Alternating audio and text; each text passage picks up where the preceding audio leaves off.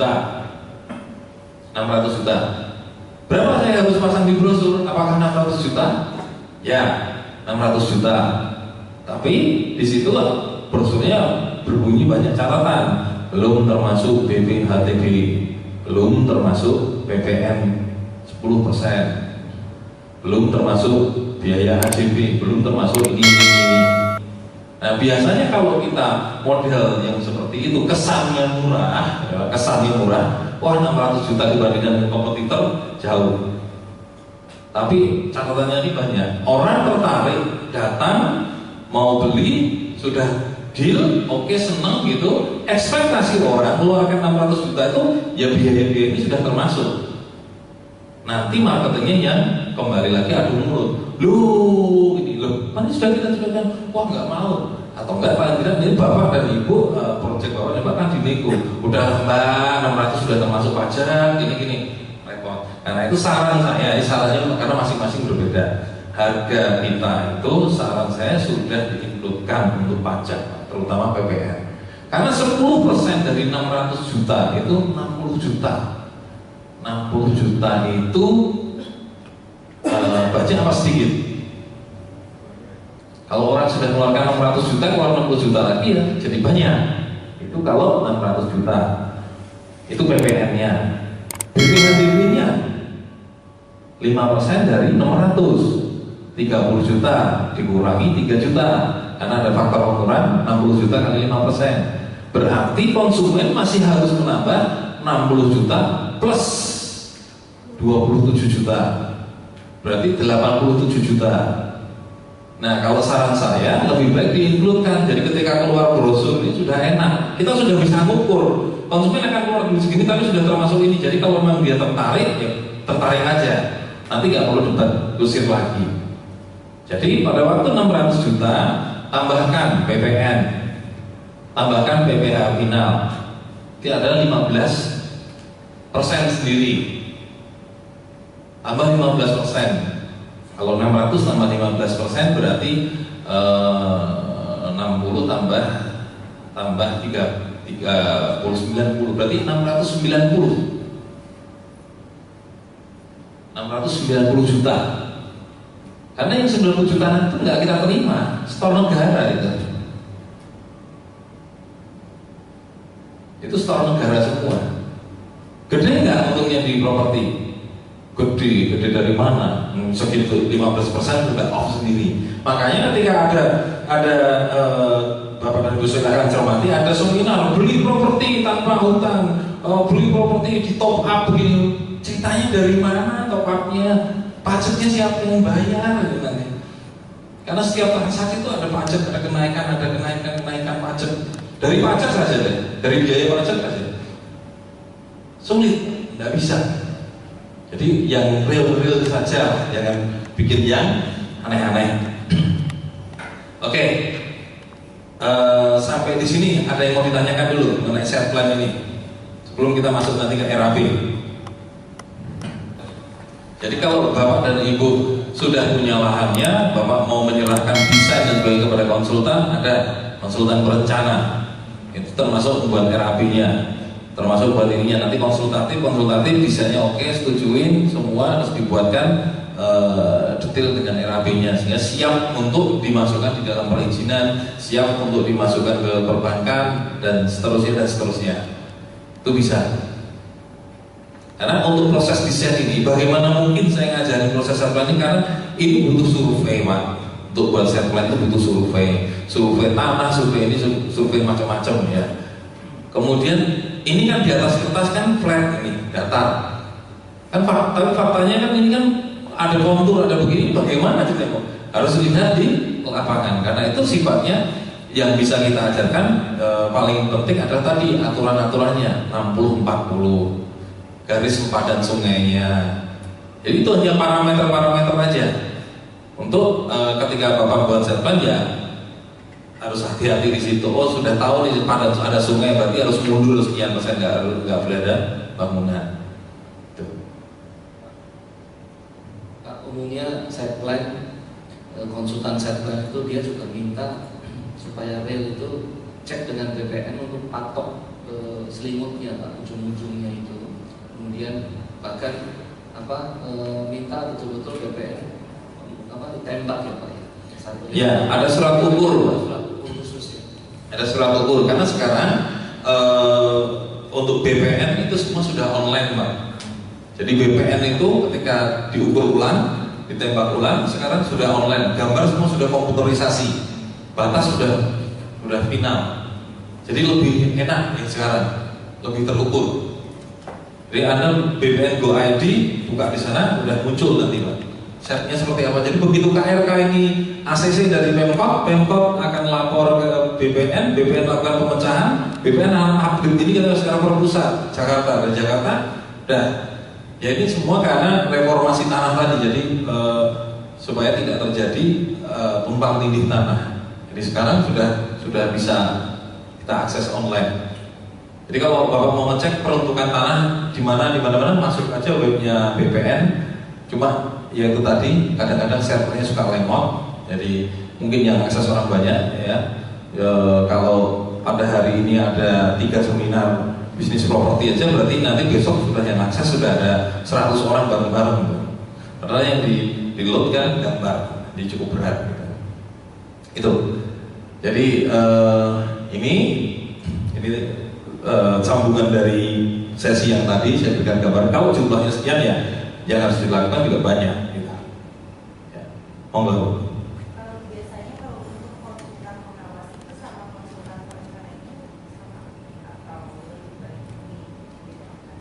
Kalau saya lebih baik dibedakan Bu. Harus dibedakan. Perencana, pengawas. Ini kalau konteksnya ini disubkan semua. Tapi kalau ibu konteksnya itu sebagai karyawan ibu semua, ya orangnya dibedakan Bu.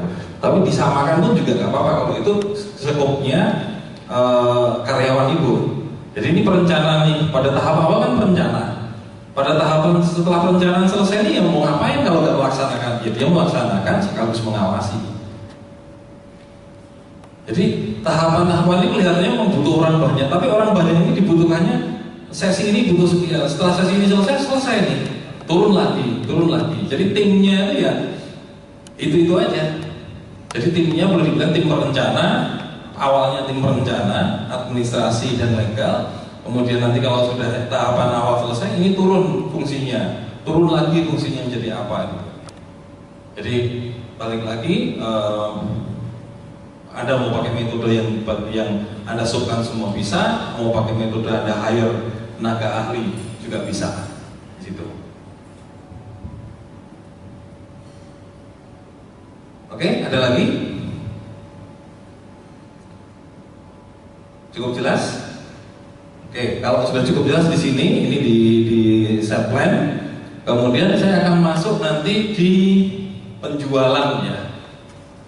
Kaitannya dengan penjualan, dalam hal ini yang saya bahas adalah proses administrasinya penjualan, proses legal penjualannya. Saya tidak akan membahas strategi jualannya.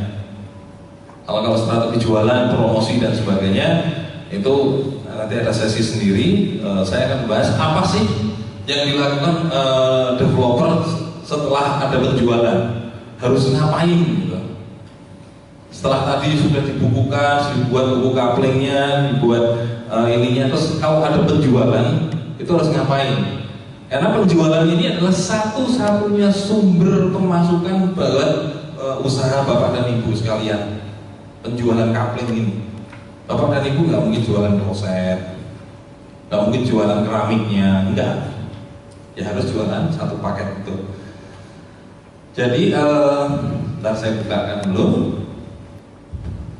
Saya akan jelaskan mengenai bagan-bagannya, sehingga di sini nanti dalam aplikasi improvisasinya saya kembalikan kepada Bapak dan Ibu. Tapi saya perlu jelaskan basicnya.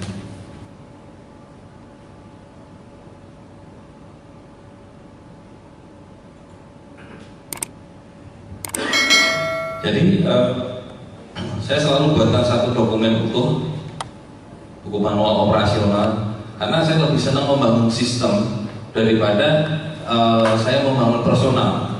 Jadi sistem ini harus kita bangun untuk nanti dilaksanakan oleh siapapun. Nah, ketika kita membangun sistem, berarti kita harus menyiapkan panduannya. Panduan harus kita buat dulu, sistemnya sedemikian. Nah, kita tinggal nanti sifatnya pengawasan dan supervisi.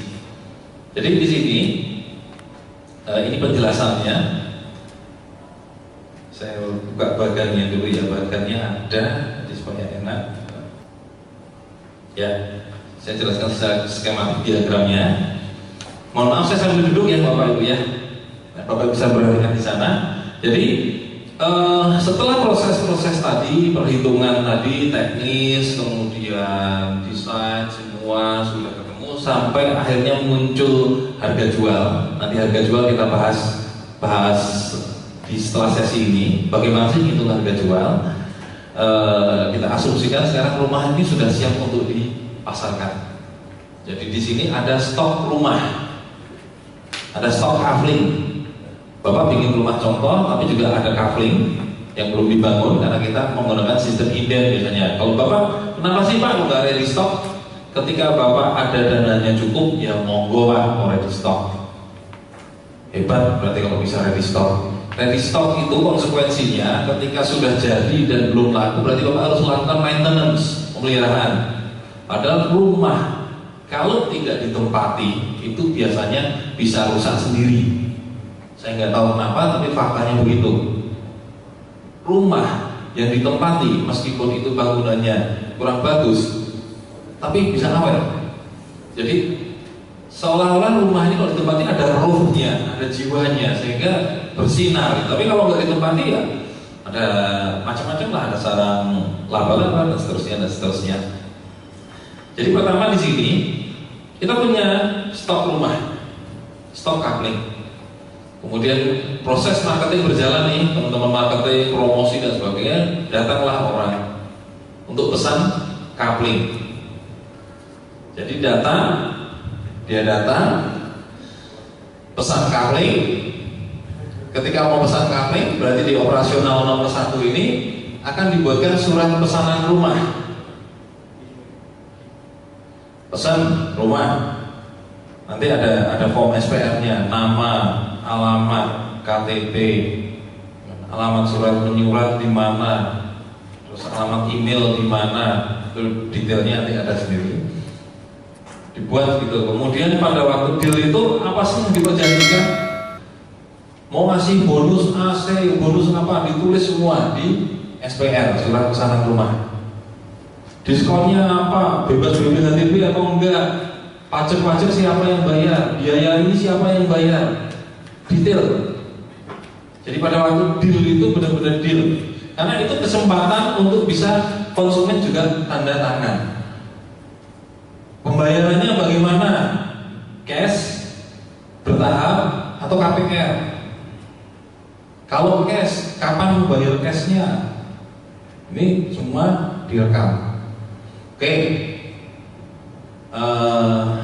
SPR dibuat, UTJ diterima, SPR dibuat, kemudian SPR oke, masuk ke data konsumen. Berarti pada waktu pesan itu data konsumen sudah harus kita grab.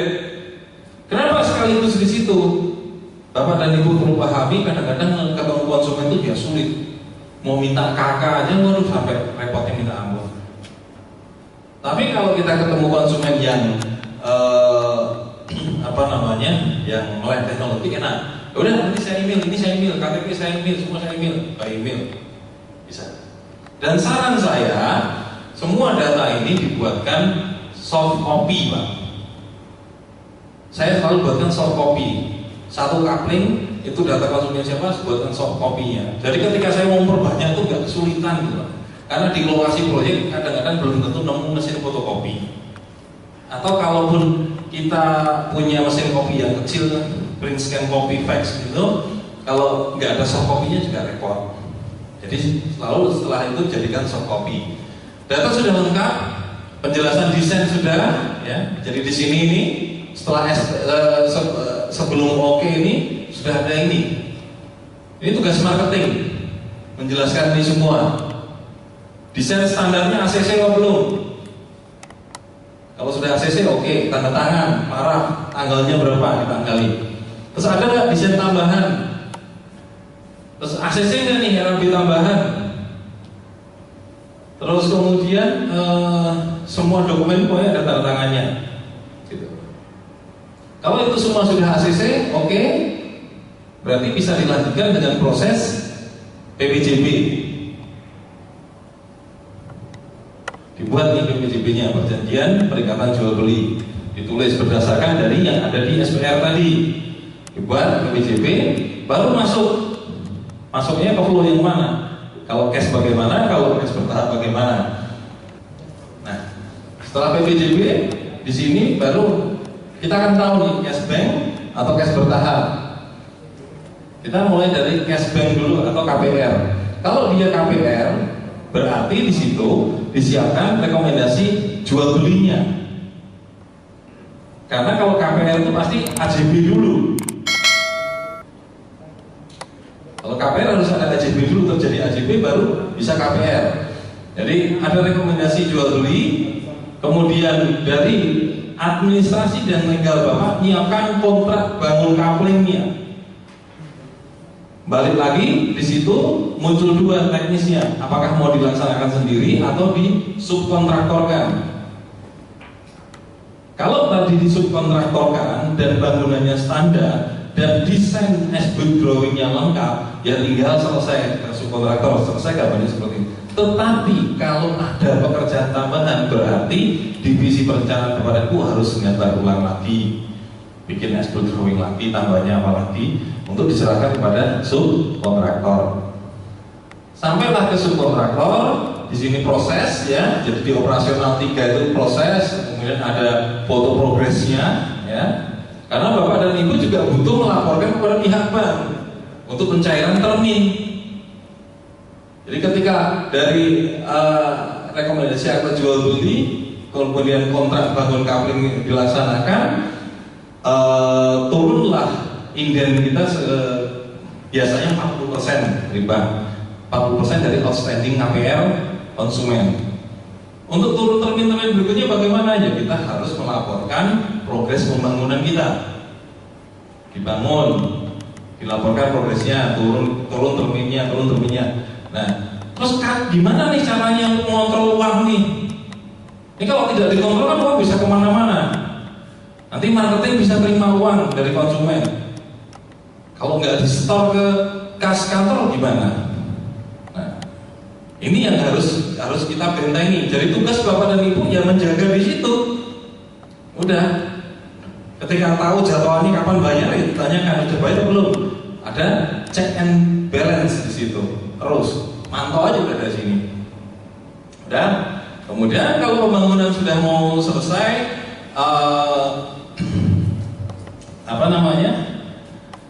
pembangunan selesai, disiapkan untuk mau serah terima. Serah terima, kalau itu tadi subkontraktor, berarti subkontraktor akan serah terima kepada kita. Setelah dari kita cross check dulu bangunannya, masuk semua nggak, ada komplain nggak? Pada waktu itu nggak ada komplain, ya sudah kita terima, baru diserahkan kepada konsumen, berita acara serah terima. Untuk mencairkan KPR, Bapak dan Ibu harus lengkap semua. Jadi tahap pertama 40% itu fondasi, tahap berikutnya nanti di perjanjian kerjasamanya ada. Tahap berikutnya kalau sudah naik atap, tahap berikutnya kalau sudah BAST. Ketika sudah BAST, tahap berikutnya nanti akan ditanyakan posisi sertifikat. Utilitasnya sudah ada belum, listrik, air bersih. Kalau belum ada berarti ada sejumlah dana yang akan ditahan. Kurang lebih sekitar 10%-an itu akan ditahan oleh pihak bank sebelum itu lengkap. Nah, proses di sini saja dari AJB ini sampai sertifikat itu di APHT, dipasang HT-nya, itu juga tidak cepat. Sama. Kalau standarnya ya 40 hari, tapi ya faktanya bisa 3 bulan. Dan di dalam PKS Bank itu mensyaratkan pencairan terakhir akan dicairkan apabila sudah lengkap semua.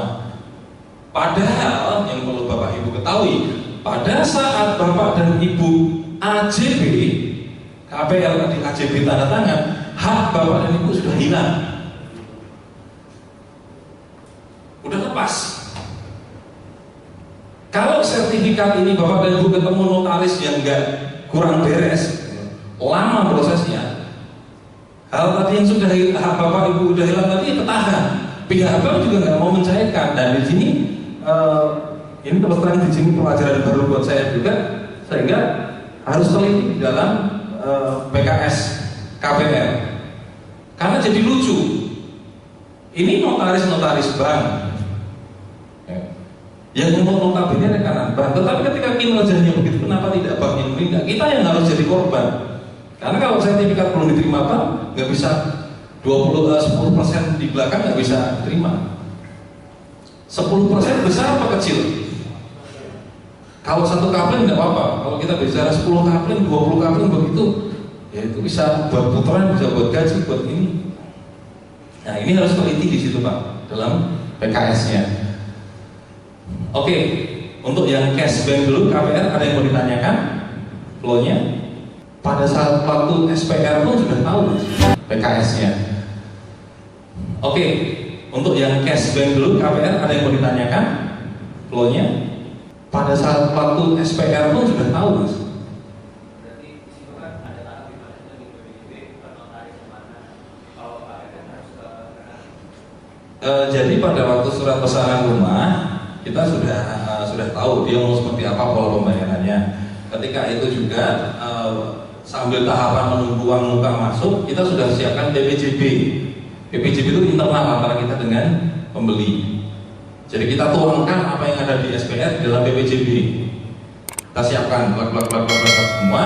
Pada waktu uang muka diterima, PPJB ini ditandatangani bersama, kemudian disiapkan untuk akte jual beli. Enggak, kita internal dengan konsumen, tapi nanti biasanya PPJB ini akan di-warmarking di notaris untuk diserahkan ke bank.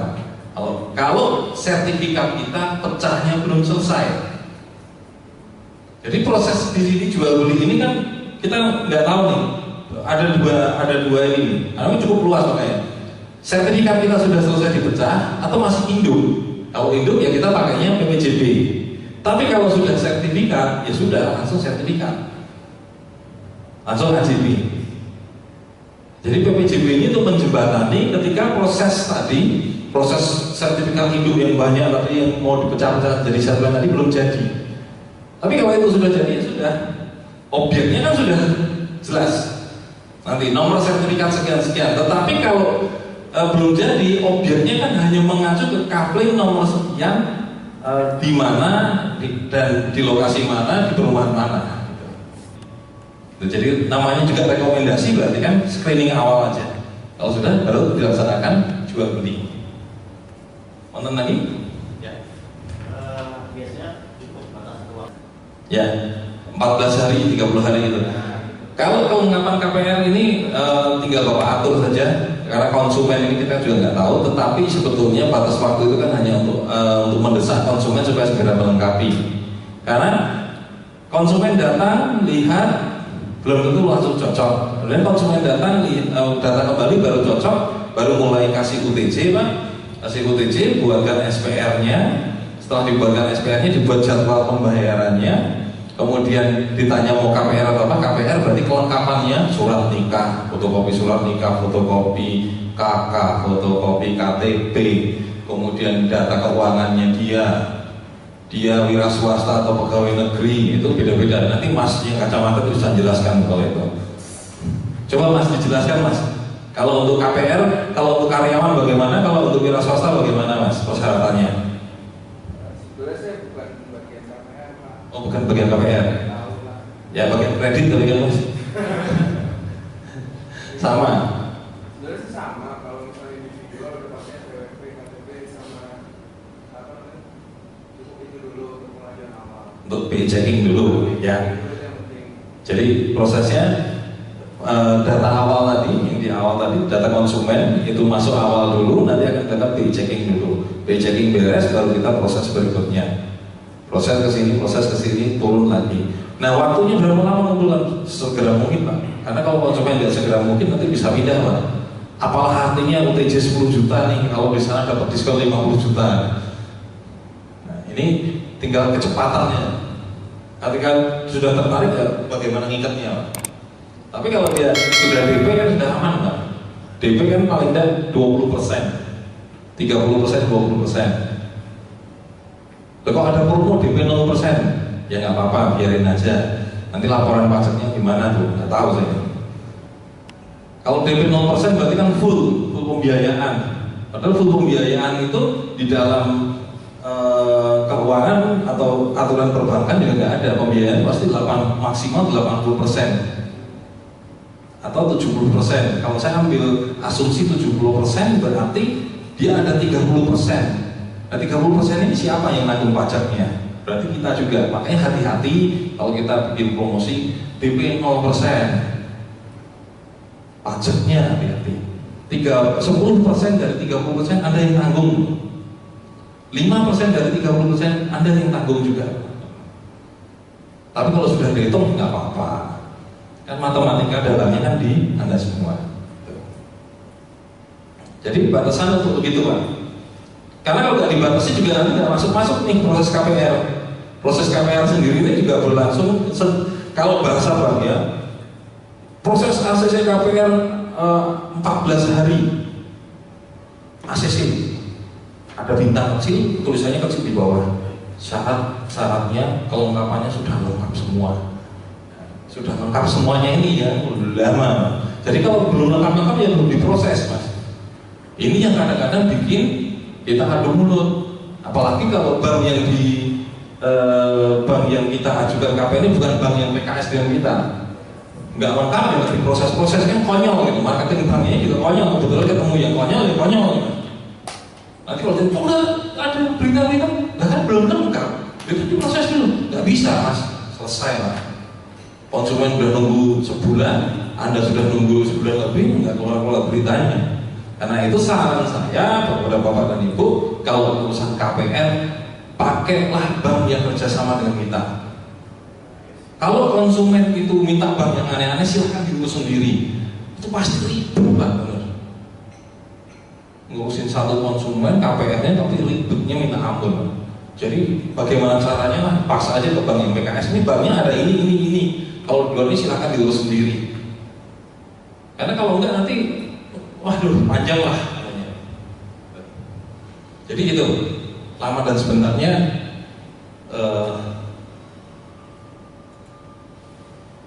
tergantung di situ. Baik, untuk S-Bank ada lagi KPR yang mau ditanyakan? Flow-nya? Oh enggak ada. Masuk ke cash bertahap. Bagaimana kalau cash bertahap nih? Nah kalau cash bertahap berarti langsung ada perintah bangun karena sudah masuk. Langsung masuk kontrak bangun kapling atau pembangunan kapling, foto progres rumah. Terus nanti serah terima pembangunan kapling baru dilaksanakan AJB. Jadi AJB dilaksanakan